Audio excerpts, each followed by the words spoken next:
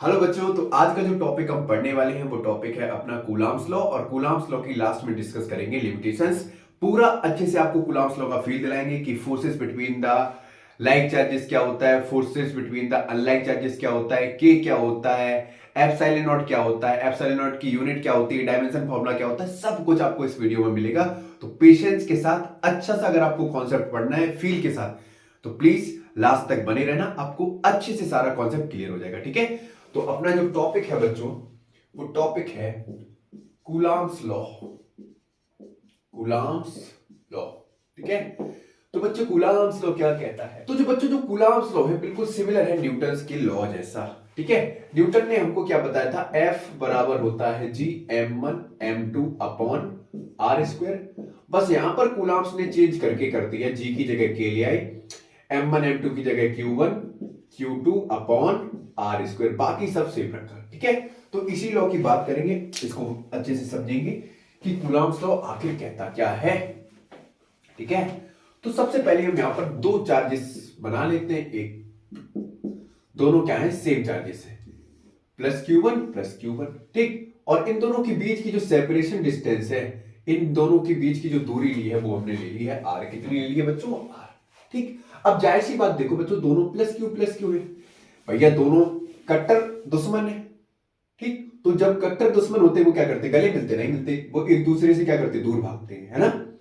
अब like charges है, तो बच्चों ये इस पर फोर्स लगाएगा, ये इधर की तरफ लगाएगा, बच्चों ये इस पे फोर्स लगाएगा, वो इधर की तरफ लगेगा। मतलब F1 और F2 वो दोनों कैसे होंगे, अपोजिट इन डायरेक्शन होंगे, अपोजिट इन डायरेक्शन होंगे। ठीक है, क्योंकि फोर्स वेक्टर क्वांटिटी है तो भैया एरो लगाना तो बनता है। ठीक, अपोजिट इन डायरेक्शन क्यों होंगे बच्चों, क्योंकि लाइक चार्जेस हैं। कैसे हैं, लाइक चार्जेस हैं, और लाइक चार्जेस क्या करते हैं बच्चों, रिपेल करते हैं। क्या करते हैं, रिपेल करते हैं। ठीक है, ये आराम से गले नहीं मिलेंगे, एक दूसरे को आंखें दिखा के दूर से ही खुन्नस खाएंगे, है ना। ये इधर भागेगा, ये इधर भागेगा। ठीक, आई बात समझ में। तो यहां पर अगर मान लो अनलाइक चार्जेस होते बच्चों, ये माइनस क्यू होता। ओहो बेटा, अब तो मौज आ गई। ये अनलाइक चार्जेस है, अनलाइक चार्जेस क्या करता बच्चों, ये इसको टकटकी लगा के देखता, ये इधर फोर्स लगाता F1, ये इधर फोर्स लगाता है F2, दोनों पास पास आते। और प्लस चार्जेस अनलाइक चार्जेस है तो इनके बीच की जो दूरी है वो भी कम होती। ठीक है, सेपरेशन डिस्टेंस कैसी होती, मिनिमम होती। बात समझ में आई या नहीं है? तब यहां पर दोनों कैसे होते, सेम डायरेक्शन में होते, अनलाइक चार्जेस है इस वजह से। ठीक है, कोई बात नहीं, अभी तो हमको बस कूलम्ब्स लॉ पे ध्यान देना है। तो बच्चों सेम चीज एज्यूम करते हैं, दोनों कैसे हैं, लाइक चार्जेस है तो ये दोनों एक दूसरे पे फोर्स लगाएंगे। तो कूलम्ब्स लॉ कहता क्या है बच्चों, कूलम्ब्स लॉ कहता क्या है बच्चों, कूलम्ब्स लॉ हमको ये बताता है कि अगर दो चार्जेस हैं, दो लाइक चार्जेस हैं सपोज करो, या दो चार्जेस की बात कर रहे हैं, दो चार्जेस हैं और उनके बीच की जो सेपरेशन डिस्टेंस हम आर ले रहे हैं, मतलब जो फोर्स होगा वो डायरेक्टली प्रोपोर्शनल होगा product of their charges. Product of their charges का मतलब है magnitude of their charges and inversely proportional to the separation distance between them, या square of separation distance between them. फिर से बता रहा हूं, कूलम्ब्स लॉ हमको ये कहता है जो फोर्स है वो डायरेक्टली प्रोपोर्शनल है इन दोनों के प्रोडक्ट ऑफ चार्जेस। प्रोडक्ट का मतलब मल्टीप्लाई, या कह दो मैग्नीट्यूड ऑफ चार्जेस। मैग्नीट्यूड हमने क्यों कंसीडर किया है अभी हम आगे बात करेंगे। ठीक, तो फोर्स डायरेक्टली प्रोपोर्शनल है प्रोडक्ट ऑफ देयर चार्जेस और इनवर्सली प्रोपोर्शनल है square of separation distance between them. मतलब ये दोनों चार्जेस कितनी दूरी पे रखे हैं उस आर का हम क्या कर देंगे, स्क्वायर कर देंगे। ठीक है, मतलब पहला ये कहता है कि F डायरेक्टली प्रोपोर्शनल है, मॉड में लिखो Q1 Q2। बेटा Q1 Q2 मॉड में क्यों लिया है, Q1 Q2 को मॉड में हमने इसलिए लिया है कि बच्चों हम लाइक चार्जेस की बात करेंगे, अनलाइक चार्जेस की भी बात करेंगे। लाइक चार्जेस रिपेल करेंगे, अनलाइक चार्जेस अट्रैक्ट करेंगे। इस वजह से हमने क्या यहां पे लिया है, मॉड लगाया है। तो ये तो दे दो इक्वेशन फर्स्ट, और इनवर्सली प्रोपोर्शनल है square of separation distance between them, इसको दे दो इक्वेशन सेकंड। तो बेटा from first and second, from equation first and second हमको क्या मिला, हमको बच्चों मिला कि जो F है वो डायरेक्टली प्रोपोर्शनल है बच्चों magnitude of their charges and square of separation distance between के इनवर्सली प्रोपोर्शनल है। बेटा प्रोपोर्शनैलिटी का साइन हटाएंगे तो यहां पर एक कांस्टेंट आ जाता है के, Q1 Q2 upon are square. बच्चों जो ये के है इसको बोलते हैं electrostatic force constant, electrostatic force constant. ठीक है, अभी इसकी यूनिट, इसके डायमेंशन, फॉर्मूला सब बताएंगे। बच्चों जो ये के होता है इसकी वैल्यू होती है 1/4 पाई एप्सिलॉन नॉट, जो कि होता है 9 × 10⁹ के बराबर। कैसे, अभी कैलकुलेट करेंगे। ठीक है, इसकी यूनिट हम बाद में लिखाएंगे। फील देखो, पहले एक एक चीज स्टेप बाय स्टेप समझो। तो के क्या होता है, इलेक्ट्रोस्टैटिक कांस्टेंट होता है जिसकी वैल्यू कितनी होती है 1/4 पाई एप्सिलॉन नॉट। ठीक है, इसको बोलते हैं permittivity, permittivity in free space. ठीक है, फ्री स्पेस है permittivity of a medium, permittivity of the medium भी लिख लो, परमिटिविटी, परमिटिविटी ऑफ मीडियम। ठीक है, इतनी बात समझ में आई। अब बच्चों यहां पर एक पहले फील ले लो, जो एफ है, ध्यान से देखना बच्चों, अगर हम इसकी वैल्यू पुट कर दें यहां पर तो हमको क्या मिलेगा, एफ बराबर के की जगह बच्चों 1/4 पाई एप्सिलॉन नॉट पुट करो तो 1/4 पाई एप्सिलॉन नॉट Q1, अच्छे से लिखो, Q1 Q2 upon are square. बच्चों इन सबको छोड़ दो, अगर इन सबको थोड़ी देर के लिए अगर आप भूल जाओ तो आप यहां देख रहे हो कि जो F है वो इनवर्सली प्रोपोर्शनल है किसके, परमिटिविटी ऑफ अ मीडियम के। मतलब अगर हम फोर्स को बढ़ाएंगे तो परमिटिविटी क्या होगी, कम होगी। अब परमिटी का मतलब है कि वो मीडियम जिससे इलेक्ट्रिक फील्ड पास होता है, इलेक्ट्रिसिटी नहीं, जिससे इलेक्ट्रिक फील्ड पास हो जाए। मतलब permittivity of a medium epsilon not हमको यह बताता है कि किसी भी मीडियम से कितना इलेक्ट्रिक फील्ड पास हो रहा है या कितना इलेक्ट्रिक फील्ड अपोज हो रहा है। मतलब वैक्यूम और एयर जो है, वैक्यूम और जो एयर है बच्चों, इससे इलेक्ट्रिक फील्ड इजीली पास हो जाती है, इलेक्ट्रिक फील्ड इजीली पास हो जाती है। ठीक है, इजीली कैन पास। लेकिन बच्चों जो वाटर और ग्लास होता है, ठीक है, ऊपर लिख रहे बच्चों, वाटर और ग्लास के केस में, ठीक, जाहिर सी बात है यहां पर मीडियम कैसा है, डेंसर है, ये दोनों मीडियम कैसे है, डेंसर है। तो इसमें जो ई नॉट होता है, एप्सिलॉन नॉट होता है, ठीक है, एप्सिलॉन नॉट की जो वैल्यू होती है वो कहीं ना कहीं कैसी हो जाती है, ज्यादा हो जाती है। अब ज्यादा होने का मतलब क्या है, यहां पर फोर्स कैसा हो जाएगा, कम हो जाएगा, फोर्स कैसा हो जाएगा, कम हो जाएगा। तो मतलब ये क्या करता है, इलेक्ट्रिक फील्ड को रेजिस्ट करता है, इलेक्ट्रिक फील्ड को रेजिस्ट करता है, मतलब अपोज करता है। ठीक है, रेजिस्ट करता। इतनी बात समझ में आ गई। आपको बस इतना सा कहना है कि जो फोर्स है वो इनवर्सली प्रोपोर्शनल है एप्सिलॉन नॉट के। मतलब कोई भी मीडियम में, ठीक, अगर एप्सिलॉन नॉट की वैल्यू ज्यादा है, ठीक, तो फोर्स वहां पर कम होगा। और कोई भी मीडियम में, अब वैक्यूम में फोर्स की वैल्यू ज्यादा होती है तो एप्सिलॉन नॉट की वैल्यू क्या हो जाती है, कम होती है। अब एप्सिलॉन नॉट की वैल्यू कितनी होती है वो हम यहां पर आपको लिखाएंगे और बाद में इसकी यूनिट भी क्या करेंगे, कैलकुलेट करना सिखाएंगे। पहले इतना नोट करो, ठीक है। तो के की वैल्यू तो मैंने लिख दी। अब एप्सिलॉन नॉट की जो बच्चों वैल्यू आती है वो आती है 8.854 इंटू 10⁻12 या -12 होता है मेरे ख्याल से। ठीक है, यूनिट बाद में लिखाएंगे, यूनिट बाद में लिखाएंगे, बाद में फील के साथ लिखाएंगे, बाद में फील के साथ लिखाएंगे। ठीक है, इतना पहले नोट करो, फटाक से नोट करो बच्चे, बड़ी जल्दी से।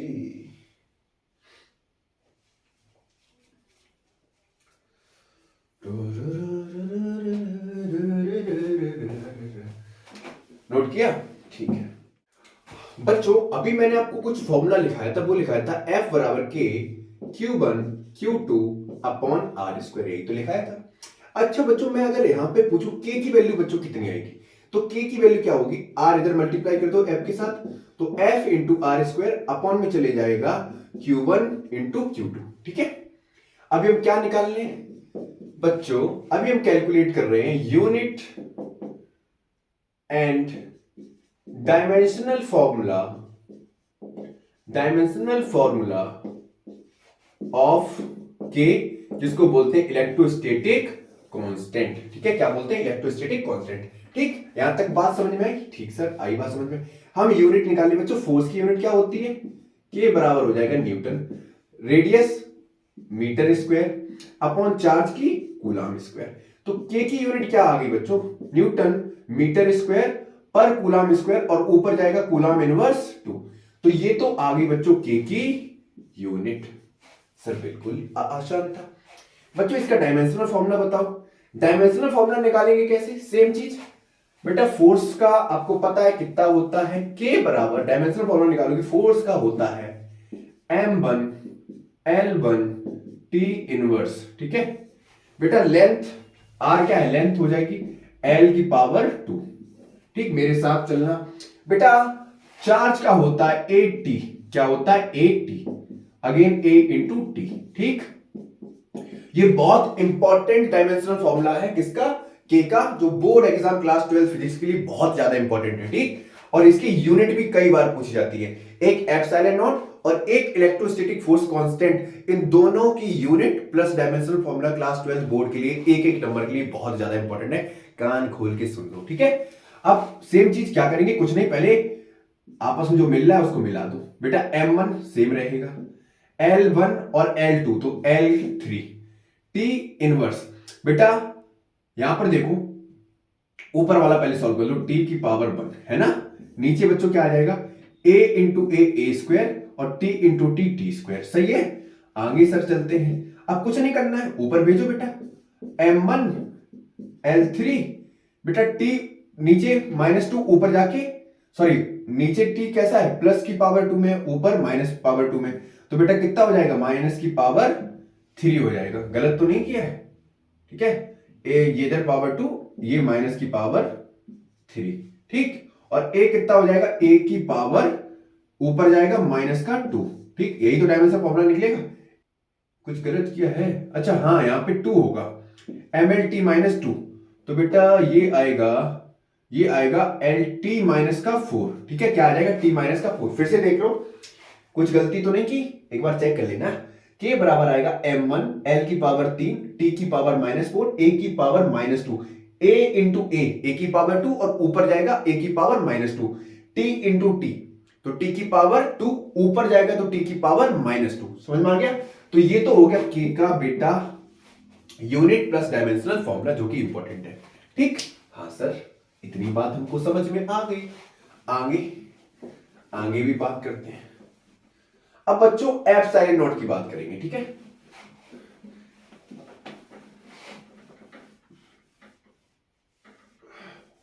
ये वाला फॉर्मूला लिखा रहने दो, अभी आपके भी काम आएगा के का। ठीक, अब हम unit and dimensional formula of epsilon not की बात करेंगे। ठीक है, तो अभी बच्चों आपने एक चीज कैलकुलेट की, वो क्या, के बराबर बच्चों क्या होता है, 1/4 पाई एप्सिलॉन नॉट। हाँ सर, ये तो हमको पता है, के बराबर क्या होता है, 1/4 पाई एप्सिलॉन नॉट। बच्चों ये 1/4 पाई तो कैसा है, कांस्टेंट। ठीक, तो के बेसिकली है क्या, इनवर्सली प्रोपोर्शनल है 1 एप्सिलॉन नॉट की। हाँ सर, मतलब अगर हमको एप्सिलॉन नॉट चाहिए तो ये आएगा 1/k। हाँ सर, तो बच्चों जो के की यूनिट थी उसका हम रेसिप्रोकल कर देंगे, और के की यूनिट का डायमेंशनल फॉर्मूला की रेसिप्रोकल कर देंगे, तो हमको क्या मिल जाएगा, एप्सिलॉन नॉट की यूनिट प्लस डायमेंशनल फॉर्मूला, जो कि अभी हमने कितनी निकाली थी बच्चों, एप्सिलॉन नॉट के हिसाब से निकाली थी। अगेन लिखो, फिर से निकालना चाहोगे निकाल लो, या डायरेक्टली लिखो, निकाल लो और अच्छे से याद रहेगा आपको। मैं आपके सामने बार बार निकाल लो। एफ बराबर कितना होगा, 1/4 पाई, सॉरी के बराबर क्या था, के बराबर क्या था, F into R square upon Q1 Q2, यही तो था। तो बेटा कितना था, newton metre square coulomb inverse की पावर 2।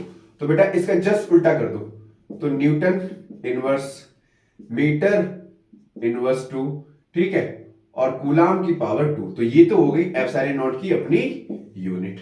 डायमेंशनल फॉर्मूला उल्टा कर दो, m1 ऊपर -1 जाएगा, l -3 जाएगा, t की पावर +4 हो जाएगी, a की पावर +2 हो जाएगी। तो ये तो हो गया एप्सिलॉन नॉट का डायमेंशनल फॉर्मूला और यूनिट। बिल्कुल इजी था ना, बिल्कुल एकदम चुन्न बटा सन्नाटा है ना। बिल्कुल आसान सा डायमेंशनल फॉर्मूला था, यूनिट थी। अभी आपको बहुत हुआ लग रहा था ना, डर लग रहा था कि सर कैसे कैलकुलेट करेंगे। ठीक है, आगे बात करें। ठीक सर, कुछ और भी समझाना है? हाँ, आपको फील आ जाएगा इस लेक्चर में कि कूलम्ब्स लॉ है क्या, इसकी लिमिटेशंस क्या हैं। ठीक है, और आपको Coulomb's law in vector form क्या होता है, इंडक्शन ऑफ चार्ज क्या होता है, मैंने पूरी इलेक्ट्रोस्टैटिक की प्लेलिस्ट बना दी है, वहां से जाके आप सीरीज से वीडियो देख लो। डाइलेक्ट्रिक क्या होता है, डाइलेक्ट्रिक, पोलर कोवेलेंट बॉन्ड, सब कुछ मैंने पढ़ा रखा है, आप आसानी से समझ जाओगे। ठीक है, तो अब यहां पर एक चीज और करते हैं। F बराबर अभी हमने क्या निकाला था, 1/4 pi epsilon not Q1 Q2 upon R square. हाँ सर, सही बात है ना? ठीक है बच्चों, अभी मैंने K की वैल्यू कितनी बताई थी बच्चों? 9 इंटू 10 टू द पावर 9। ठीक, इसकी यूनिट आपने पता ही कर लिए, न्यूटन। कितनी थी? Newton metre square coulomb inverse 2, है ना? ये तो K की यूनिट निकल आई। सही है सर, अब तो हम आसानी से कैलकुलेट करेंगे। सर ये कैसे आया 9 इंटू 10 टू द पावर 9?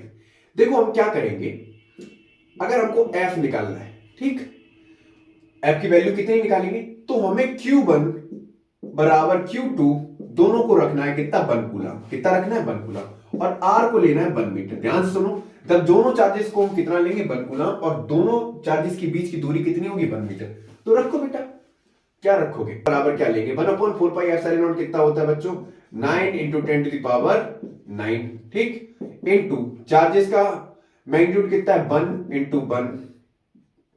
दोनों के बीच की दूरी कितनी है? 1 का स्क्वायर कर दो, तो बेटा फोर्स कितना निकल के आया? 9 into 10 to the power 9 newton, है ना? इतना ही तो फोर्स निकल के आया। अगर मैं आपसे पूछूं कि 1 कूलम ऑफ चार्ज कितना होगा बच्चों?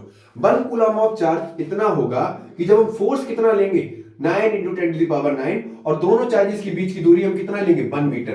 तो उसी को हम बोलते हैं 1 कूलम ऑफ चार्ज। क्या बोलते हैं उसको? 1 कूलम ऑफ चार्ज। बहुत इंपॉर्टेंट था। अब बच्चों इसकी लिमिटेशंस की बात करते हैं, कूलम्ब्स लॉ की लिमिटेशंस की बात करते हैं। इंपॉर्टेंट है, लिमिटेशंस की बात करते हैं। पहली लिमिटेशन बच्चों क्या है?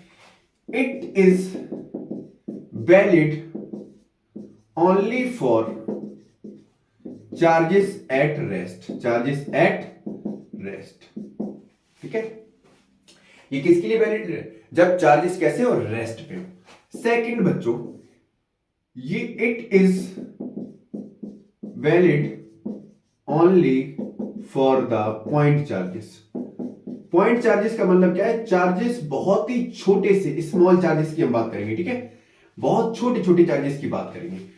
तीसरा इंपॉर्टेंट पॉइंट क्या है? Separation distance between the charges. Separation distance between the charges not very large, ठीक है?